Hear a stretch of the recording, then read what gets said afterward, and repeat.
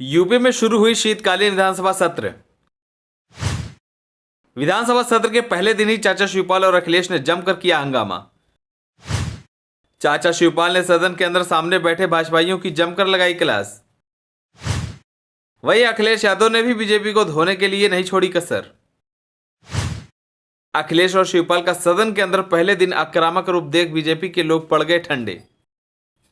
चलिए आपको बताते हैं चाचा शिवपाल ने सदन में क्या कहा। उत्तर प्रदेश में विधानसभा सत्र शुरू हो गया है। विधानसभा सत्र के पहले दिन ही समाजवादी पार्टी बीजेपी पर हावी होती दिखाई दे रही है।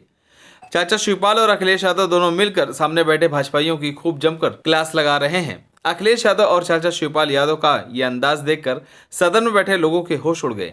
चाचा शिवपाल ने सदन सत्र के पहले दिन ही बीजेपी की कमियों को गिनवाना शुरू करा दिया।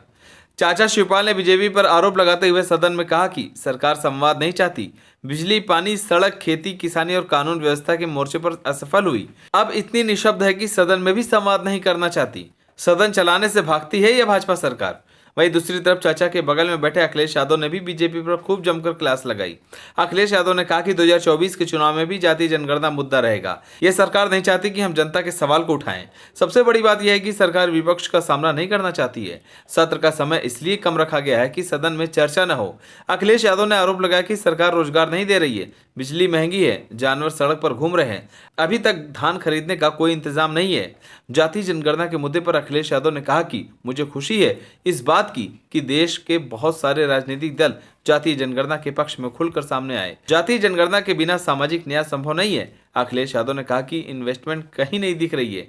आज तक इतना समय बढ़ाने के बाद भी सड़कें गड्ढा मुक्त नहीं हुई, गन्ने का रेट नहीं बढ़ाया गया, इन्होंने धान नहीं खरीदा, जानवर से आज भी किसानों की जान जा रही है। इसी के साथ ही अखिलेश यादव ने कहा कि जो सत्र शुरू होने वाला है उसमें सरकार विपक्ष का सामना नहीं करना चाहती है। सरकार विपक्ष के सवालों से बचना चाहती है। सरकार जनता के सवालों से भागना चाहती है। इसीलिए उन्होंने इस सत्र की अवधि बहुत कम रखी है। आपको बता दें कि यूपी विधानसभा के शीतकालीन सत्र के पहले दिन ही समाजवादी पार्टी के विधायक काले कपड़े पहने नजर आए।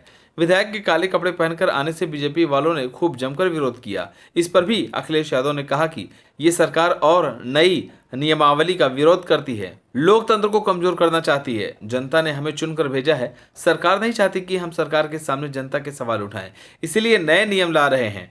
हम लोकतंत्र की मर्यादा में रहकर अपने सवाल उठाएंगे। अखिलेश ने बीजेपी पर निशाना साधते हुए कहा कि वे जो चाहे नियम बना सकते हैं, हालांकि उन्हें लोकतंत्र को मजबूत बनाना चाहिए।